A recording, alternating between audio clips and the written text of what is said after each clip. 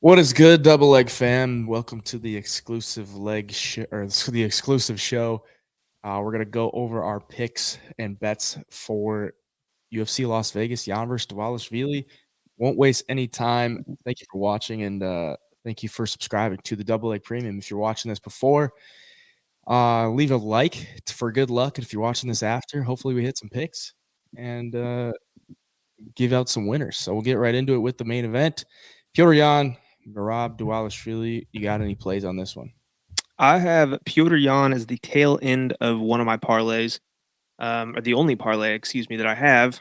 I do think Piotr Jan gets it done. I didn't really like firing off on him at that price, but I don't mind him in a parlay, so that's what I'm going to stick with. All right, I got Pyotr Yan on the money line. I got it pretty early, minus 175. I thought that was a great price for him, and turns out that I was right because it's now moving around minus 260, minus 270, somewhere around there. Yeah, minus 265. I'm looking at it right now. So minus 175 is some great closing line value there for 1.75 units. So we're going for a unit in return. I also took him by decision for a half a unit at plus 110. I don't think either guy gets finished because neither guy really has. Marab was that like fluke one where he was kind of out, but he wasn't really. And then they decided he was out at the end. So both guys super durable. If anybody gets finished, I mean, you look at the odds for those later finishes, they're that big for a reason. Could happen, but they're really not betting on it. So I think it goes to a decision. I will look to live bet Piotr Jan after round 1 or 2. I put that with the or on the file, some live betting spots to watch for. There were 3 of them that I thought on this card, so I'm gonna if I ever have those in mind, I'll put those on the card for you guys to look out for, and then I'll throw it in the Discord if I'm gonna play it or not when we're watching the fights live. But that's what I got on that one. And then I got a No House Advantage prop. I'll go over that at the end of the main card because there's 4 picks on there. But yeah, that's what I got for the main event. I think Piotr Yan should get it done, but at the price that it's at right now, it's a little tough to play it, and that's why I think the live bet is the way to go. The co-main event: Alexander Volkov and Alexander Romanov. What do you got in this one? So I was high on Volkov. I really was, and then just watching more film and Volkov. I mean, beating guys like Jairzinho Rosenstruck, who's been knocked out a couple of times before. It just, I don't know what I'm trying to say exactly, but something was just telling me that if he gets taken down, I think he's going to struggle tremendously in this fight. So for that reason, I am going to take Alexander Romanov on the money line. I really like the line movement as the week's gone on. Money's kind of poured in on Romanov's side. I got him at minus 145. He's all the way up to around minus 165 or 70 on some books. So I like the price I got him at, and that's half the reason I pulled the trigger. I could just see it trending up, so I wanted to get it in at a good price. And I also took him by submission for a small play. Because if he wins, man, I think he takes him down, and that strength is ridiculous. If you look at Tom Aspinall was able to get Volkov out of there by submission, and if Romanov's the one on you, I think it's going to be tougher for him than it was to have Aspinall on him. So I will be watching that one live as well. If it gets past the first round or first round and a half, and Romanov shows any sign of tiring out, I'll hammer Volkov because on the feet, man, if it stays on the feet and Romanov can't get the thing to the ground, I think Volkov will piece him up. So definitely one to watch. Might even hedge with a Volkov knockout. We'll see. We'll see what happens going into tomorrow. Yeah, I think this is another good live betting spot. I got that written down on the Excel or the Google Sheet spreadsheet for everybody to look at. Volkov after round 1, look to live bet that because we all know Romanov's going to come out hot and he's a beast in that first round. So if he makes it to the second round, Volkov might be able to take over from there. I really liked Volkov, but I couldn't really get there because the price isn't like super great on him. And then just like I said, Romanov's a beast in that first round. So I ended up not going with Romanov. I went with Volkov by KO at plus 350 for a quarter of a unit, and then Volkov round 3 KO plus 1400 for a tenth of a unit. So just a little sprinkle there. Reasoning behind this, I like the KO prop because Volkov is a powerful dude. I don't think Romanov has been in there with any guy that really can shut the lights off like Volkov can. Volkov's got 15 first round KOs. So I think at plus 350, you're basically, if let's just say the fight starts and Volkov hits him with a kick, like a kick to the head or a kick to the gut to slow him down a little bit, I think that's a way that he could get it done early. And then if he doesn't, and Romanov takes over in the first round and just dominates him, we'll look to live bet it. I didn't really like, Tom Aspinall submitted him in the first round, but that's Tom Aspinall. I don't think I could compare Romanov to Tom Aspinall at all. I think on the feet, it's like, what do you have to worry about with Romanov? Yeah. Just the takedowns, really. So that's my reasoning behind that.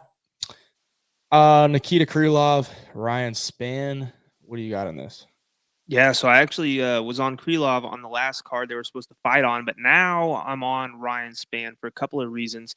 I love the catch weight of 215 here for Ryan Spann because he is the bigger guy, the naturally bigger guy, longer.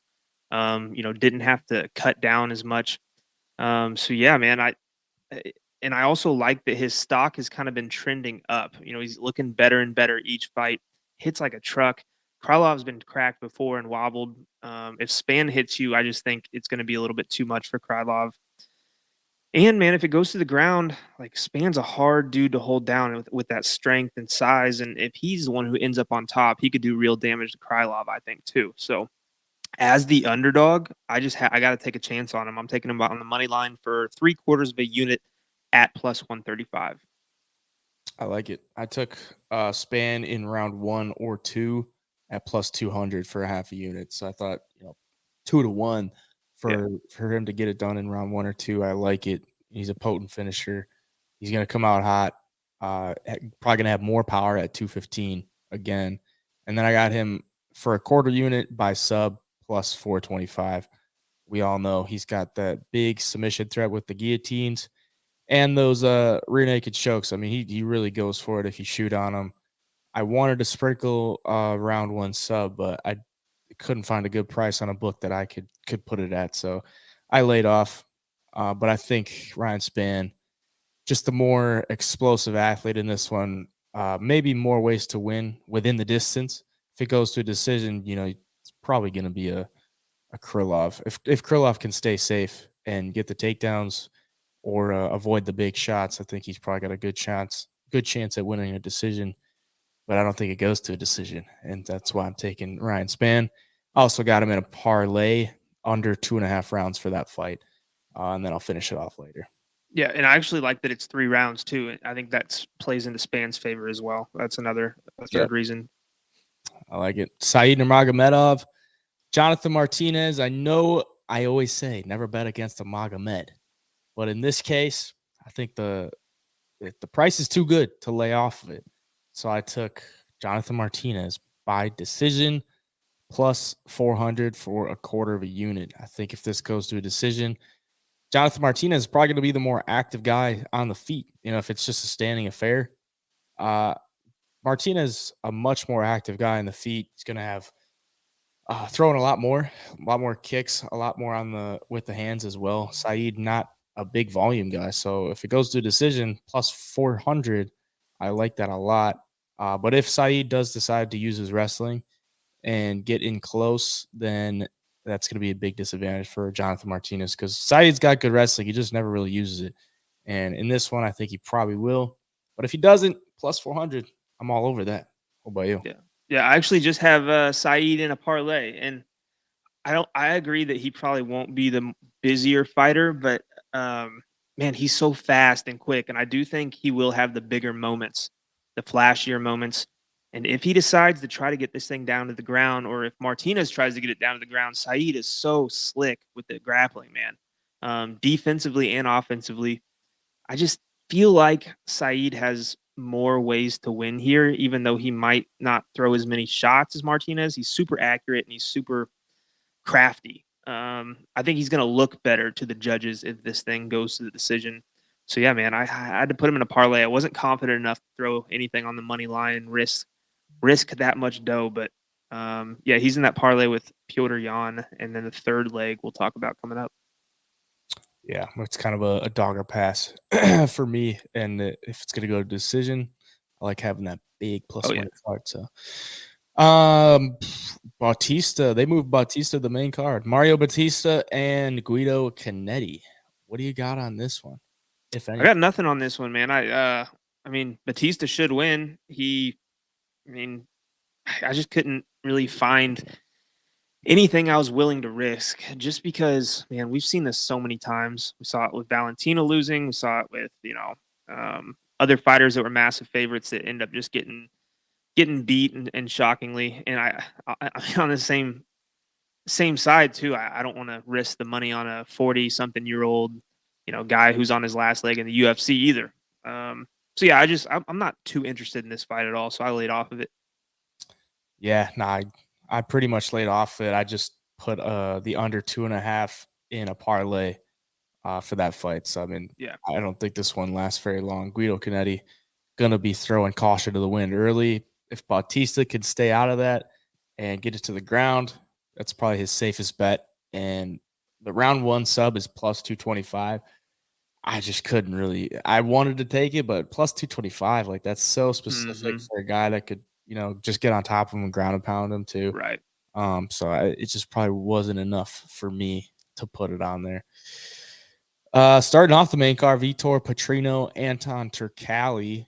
I think that's how you say it, actually. I've been saying Turkalj all week, but it's Turkalj.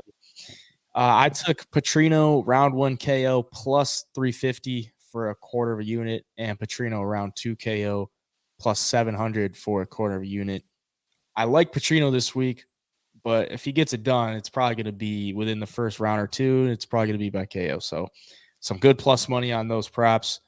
If it goes to the distance, if it goes to decision, I don't really like my chances. That probably means Turkalj was able to be a wet blanket on him and just wear on him for the entire fight. And Petrino's most dangerous in those first couple of rounds. So that's why I took that. Some pretty good plus money there. For the no house advantage play, we lost the Ricardo Hamos, which I was really liking his under on takedowns there for no house advantage. But the no house advantage play, 4 picks, under 94.5 significant strikes for Piotr Jan, under 40.5 significant strikes for Alexander Romanov, under 50.5 significant strikes for Said Nurmagomedov, under 40.5 significant strikes for Vitor Petrino. 11x your money for a quarter of a unit. We hit the one last week. Let's hit this one again. Go back to back. How about that? And then the last play in that fight, I got under 2.5 in a parlay. Oh yeah. Take it away. Yeah, no, I love this fight, dude. This could be a really fun one. It could be fight of the night caliber or a performance of the night out of either side. But I was on Vitor Petrino money line all week, and then I thought to myself, if Petrino wins this thing, and I think he's going to, I think it's got to be inside the distance, right? I mean, I don't think he goes to a decision and beats Turkalj in a decision. So I took him inside the distance for just a half a unit at plus 115, and then I also took the fight to end inside the distance for 1 unit at minus 180 because, I mean, we all know Petrino, or if you've been following him at all or watch his tapes, he finishes everybody and he does it pretty devastatingly. I mean, he can crack, he's big, he's strong. But on the other side, man, Turkalj has a bunch of finishes too. I think he's got like 7 or maybe 8 pro wins, and 6 of them have come by finish, 2 by submission, 5 by knockout, something like that. But he can grapple, he can find submissions, and he can hit pretty damn hard too. So, I mean, I'm banking on Vitor to go out there and get the finish in the first or second round. Just in the fight, we'll cash both. But if not, I think he could gas out. And if he gasses out, I think it's all Turkalj, and I think he finds a finish. So either way, if we just get that fight to end inside the distance, we're in the profit on that fight. But Vitor to win by knockout or submission would just make it that much sweeter. I like it. Lucas Dresky, Carl Williams, calling it's my underdog of the week, Lucas Dresky. I got him at plus 200. You could get him probably around that right now on BetOpenly. I think he's around plus 220 now. So I actually might add to that. But Lucas Dresky money line plus 200 for 3/4 of a unit. I think this guy is better. He's just the better fighter to me. I don't know. I mean, at plus 200, like I have to play it. There's no way there's that big of a discrepancy between these two guys. Carl Williams doesn't surprise me, or it doesn't impress me at all when I watch him on film. I also took Carl Williams under 91.5 fantasy score on Prize Picks, and we'll complete that later. But the guy, he has 4 wins. 4 of his 7 wins are by decision.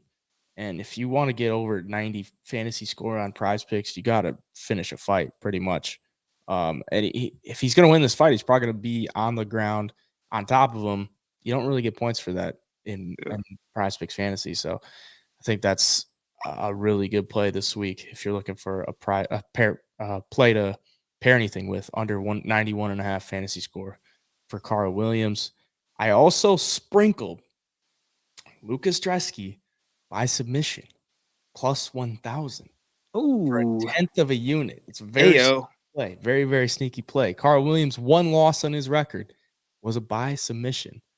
And you look at Lucas Dresky, he's got 2 submission wins and 1 recently in his Dana White Contender Series fight. So maybe he's been getting that ground game right. And maybe, if Carl Williams wants to win this fight, he's probably going to take it to the ground. And if Lucas Dresky's on the ground with him, maybe he can snatch something up. So plus 1,000, I like it for a little sprinkle there. What about you? I got nothing on this one, but I will tell you, if I were to have anything, I would not be laying the money on Carl Williams at all. Dude, the last guy he beat, what did he land? 1 punch. His opponent landed 1 punch. So I mean, yeah, that guy was a big Penn State wrestler, yada yada yada, but he looked like an amateur in there. And Carl Williams is going to be pretty undersized for a heavyweight. This fight's at heavyweight, right? Yeah, heavyweight. Yeah, and I mean, he usually fights at 205. He's not a big dude at all. Brzezinski is going to be the stronger dude. I think he's going to hit harder. I don't know. It's like I'm missing something. I couldn't figure it out in this fight, like why the odds the way they were. So I laid off just to be cautious. But I could tell you I would not be betting on Carl Williams. I haven't seen enough out of him that makes me think he's some killer. And Brzezinski, man, he was on PEDs, strong dude. I don't know if it was actually PEDs, but something that was banned. Yeah. But he's got like an awkward striking style at times, and he actually has very good output in cardio for a heavyweight. I mean, he'll fight late in the rounds. So yeah, man, I'm gonna be rooting for him to win that one just for your bet and by submission too. It'd be great. Probably put you automatically in the profit. That's right. Rafael Assunção, Davy Grant. I don't have anything on this one. What do you got? I got Rafael Assunção money line. Let's go. And it's more of like a technical data driven pick. I think like 85 or 86% of the money and bets were on Davy Grant. And I think it's all because people see that record of Assunção, man, but he's lost to killers. He lost to Cody Garbrandt by knockout, but the other losses, I mean, he's lost to really, really good fighters. And then he beat Victor Henry, who had a lot of hype around him. And if you listen to that fight, when he's walking to the cage, the announcers are talking about this kid's up and coming. He's a killer, yada, yada, yada. And Assunção schooled him, man. And Assunção has so much experience. He's tough. And if he gets Davy Grant to the ground, I know Davy Grant has some grappling, and he used to, grapple a lot more frequently. But Assunção is just one of those dudes that's just going to wear on you and be patient and find a submission or steal the round on top. I think Assunção, even though he is older, I like to fade older fighters, but something's telling me that Vegas is going to run away with the heist here on Rafael Assunção. So I'm going to side with Vegas, take him on the money line because these odds are still tight. They're pretty tight. I got him at plus 115. I mean, 85 or above % of the money and bets are on him, and odds are that close. I'm hammering Rafael here. Only 3/4 of a unit, but I might add to that if I see him starting to go towards the favorite or the line closing a little bit, I will throw maybe another half unit on him or so. Yeah, I like it. I didn't play anything, but I was leaning the Assunção side. You might have sold me. I might add a little something on there. I have to. Yeah, dude.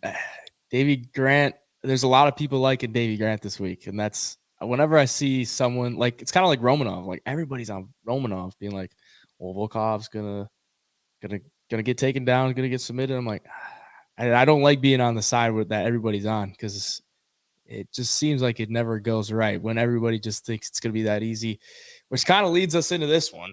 Cedriquez, Dumas, Josh Fremd. I think Cedrique wins, but everybody seems like everybody's on him, and I think you're on him as well. I didn't bet on this fight other than the under 2.5 in a parlay with the under 2.5 for Petrino and Turcali for plus 130 for a half a unit. That's all I got on this one. I think both guys can get it done within the distance. Dumas, his making his debut, he's probably going to come out pretty hot and want to put on a show for the fans. Josh Fremd, not the most durable guy wherever the fight goes. So I think he wins, but I just don't like we just kind of talked about. I don't like being on the side that everybody else is on. But I think you're on him as well. Yeah, I'm on him pretty big, honestly. I just don't see it out of Josh Fremd. I don't. I mean, he lost to Trayshawn Gore via guillotine. Cedriquez Dumas's last win on the Contender Series was by a devastating guillotine. Josh Fremd, I don't think he's UFC caliber at all. And I think he got this fight. He got another fight in the UFC because the UFC wants this Dumas kid to win. I mean, he's got a lot of marketability. A lot of people already know who he is. A lot of people are talking about him. Those are the type of guys that UFC wants to win. I don't think they're going to throw him in there with some killer right off the bat. Josh Fremd, going to be shorter, I believe. Maybe the reach, maybe similar. I forget what it was. But Dumas on the feet with the kicks and the striking and the toughness and grit. He's going to be looking to take Fremd's head off. I think all it takes is one. I'm actually looking for him to get a submission. I think he could do it in round 1, 2, or 3. You could sprinkle on that, and if he does get the sub in any one of those rounds, you're going to hit a good payday. But I'm going to stick to the official play, which is Cedriquez Dumas money line for 2.5 units, and Cedrique Dumas inside the distance for 3/4 of a unit at minus 130. Again, I think he just blows past Fremd, and people think this is the next up and coming killer. I think that's what happens tomorrow night. I could see it. Another thing to back your point, I mean, he took the fight with Anthony Hernandez on short notice. That's kind of how he got into the UFC, taking a short notice fight to get in, and then lost to Trayshawn Gore. The only thing that scares me is if he doesn't win this, he's probably out of the UFC, kind of back up against the wall. Maybe he pulls something out, but I don't think he's better than Dumas. But then again, I haven't seen a lot of Dumas, so And it's an exciting one though. Is this shorter notice for Fremd too? This fight? Yeah, it is. Yeah. I had it written down. So I don't have my notes in front of me, but I knew there was another reason why I hammered Dumas. But man, I just think he's that one of those guys, man. I'll be pulling for it as long as he does it inside the distance or under 2.5. That's what I got. Tony Gravely, Victor Henry. I got Henry by sub plus 375 for 1/4 of a unit. That is the only play I got on this one. I didn't really like the money line on Victor Henry because if he does get taken down, I think that submission threat is live the entire fight. He's got good cardio, and Tony Gravely tends to fade. Even in the first round, if he shoots something, Victor Henry pulls that guillotine, something like that. I think Gravely's going to be looking for the takedowns because you don't really want to stand with Victor Henry. Super high output, and he's just going to pick you apart from kicking boxing range. So he's going to look to close the distance to get it to the ground. Victor Henry's super active off his back. I think he's going to be fishing for it for most of the fight if he is there. And Gravely tends to fade down the road. So I like the later finishes as well, but I just took them straight up because I think it's live the entire fight. By you. I'm going to predict this fight to a T. What happens? You ready? Victor Henry, they're on the feet. I mean, Gravely is going to be shooting takedowns the whole fight, but earlier on in the fight, Victor Henry is going to be doing work to the body kicks, shots. He's going to put together good combinations, touch up Gravely a little bit. Gravely's going to fade somewhere in that second round. And then that's why we hammered Victor Henry by sub, because he's going to be shooting those lazy takedowns as he gets tired. Victor Henry's going to snatch the neck up or stuff one of the takedowns and move over to the back. And once he does that, man, it's over. I also took Victor Henry in submission first round, second round, and third round, all three separate bets. First round's plus 950, round two plus 1600, and round three plus 2300, all for a tenth of a unit. But that Victor Henry sub for a quarter of a unit at plus 430 is just screaming, jumping off the page at me. Yeah, man, I think he just tires out Tony Gravely, and Gravely makes one little mistake, and Henry, the black belt, snatches up the neck. And if he does win by submission, we hit that plus 430. We hit either the first, second, or third round, which are all near 10-1 and even 2-1 odds. So, I mean, if Victor Henry gets a sub tomorrow, we're going to be rolling in the dough. I like it. I like it a lot. JJ Aldrich and Ariane Lipski. I got nothing on this as far as a money line or anything goes, but this completes the Prize Picks power play of the week, taking that under 91.5 fantasy score with Carl Williams, pair that with the over 1.5 takedowns for JJ Aldrich for 3x payout for a unit. We're looking to stay hot with those. This one I really struggled to I don't want to say struggled to find one, but struggled to decide which one I wanted to pair with. And I thought JJ, she got 2 takedowns in her last fight. She only averages 0.9. So she doesn't even average a takedown. The line set at 1.5. I think that's a trap line. I think you're gonna look and be like, oh, she doesn't even average a takedown. Take that under, but look at her last fight. She mixed in the takedowns pretty well against Erin Blanchfield, who we all know is one of the best grapplers in women's MMA. So, I mean, she took down Erin Blanchfield twice, and that was only a round and a half. This one's projected to go 15 minutes. So within 15 minutes, I think she can get Ariane Lipski down twice, who has a 55% takedown defense. And if you watch any of her fights, that's really the path to victory against Ariane Lipski. You get her down to the ground. She has some decent submissions down there, but you want to take her. You want to get in her face and take her to the ground. JJ Aldrich, too. Get this. Her most recent post on Instagram, she's got a coach next to her wearing a wrestling shirt. So, see, I do the deep dives. And she's getting over that 1.5 takedowns. So I'll take that. That's all I got on that one. What about you?